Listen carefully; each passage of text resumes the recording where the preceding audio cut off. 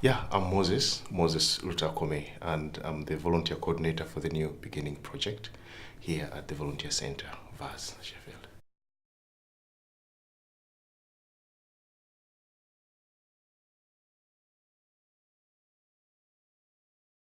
The project started well back in 2004, and this was as a result of the fact that refugees and asylum seekers before in the 90s they could be allowed to work, but it came a time when the funding was pulled out of the support for asylum seekers, and they were not allowed to work, and there are restrictions around that work environment, so they had purely to wait for their decision and then start working.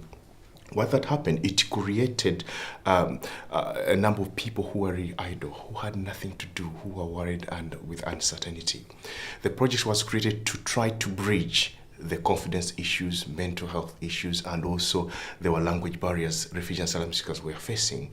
By involving them in volunteering, that will help them to bridge that gap. By getting involved again in the community, building their confidence and connecting to people whom they would not otherwise have connected to, it was quite essential, and it is essential now to our volunteers and clients as refugees and asylum seekers.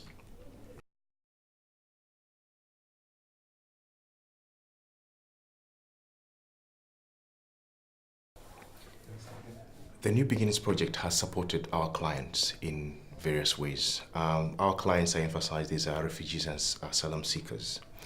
They come with some of them come with limited English, and the way we support them is to access English classes, all other further trainings to build their confidence, to interpersonal skills, and how to integrate and connect to the community.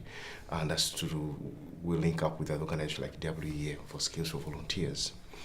Not only that, but we work with organizations that offer volunteer opportunities where our clients go to volunteer.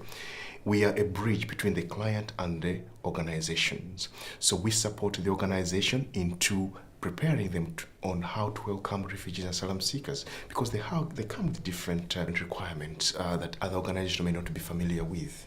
And what we do, we support them into understanding the asylum process and what people are going through and what may need to be achieved for them to be accommodated in their organizations. Is it to do with paying expenses? Is it to do understanding sensitivity around issues, why someone may behave a certain way? Just being there to give them warmth welcome into their organization.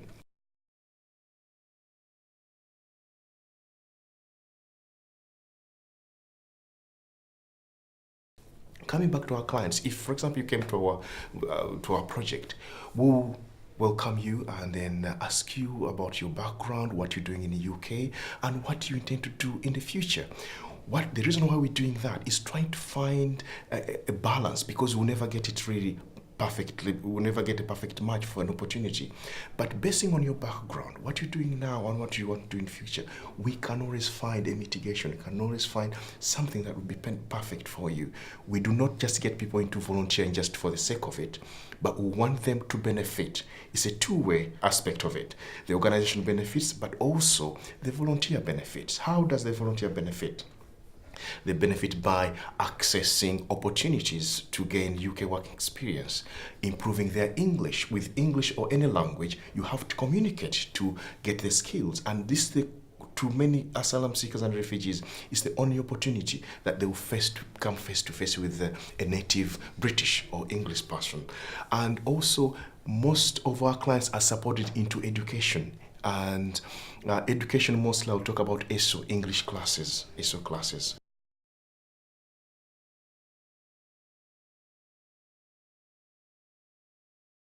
Yeah, we've had a client from the Arab-speaking world, and he had no English-speaking skills at all. We supported him into ESO class, and I have to say, he was a doctor before coming to UK. But when he started with no English skills at all, within 6 months he picked up really quickly, and he was entry three.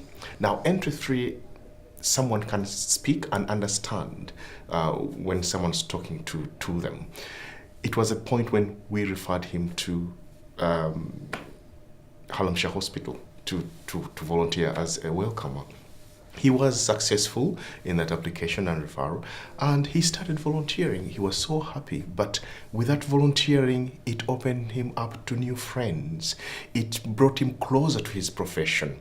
It built his confidence. It's the first time he felt that, oh, I am close to helping people that actually I should be supporting as a doctor.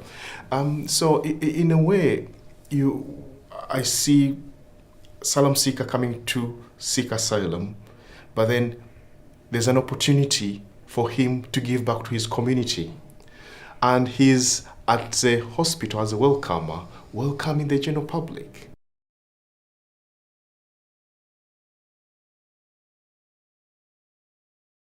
We are designed as humans to be active. Volunteering is an opportunity for people to get engaging in community, for people to get in contact with people, for people to actually see what difference it is to be in the UK, because through volunteering you get to know the mannerism and how people are behaving. They pick up on those skills, they pick up on that culture. The welcoming, Sheffield is a welcoming city, I have to say. It's a city that embraces everyone. It's a city that welcomes everyone, and that's why we see these smiley faces, everyone calls everyone love, and it's making all the refugees and asylum seekers, when they come in, they just feel it. One, our focus group said, do you know, when I came, I was lost. I asked for help, and this gentleman stopped and pointed me to the right direction. Which other city? You'll tell me in London, who will stop there to give you direction? But in Sheffield, you find people who will help you. Sheffield is a community that has different organizations that are close together. As a New Beginning project, we work with those projects, with those organizations, to open up their doors to refugees and asylum seekers, and so they do.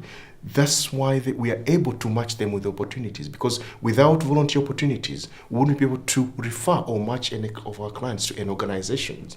But because they open the doors, they are welcoming to our clients, we are able to match them, and our clients really benefit.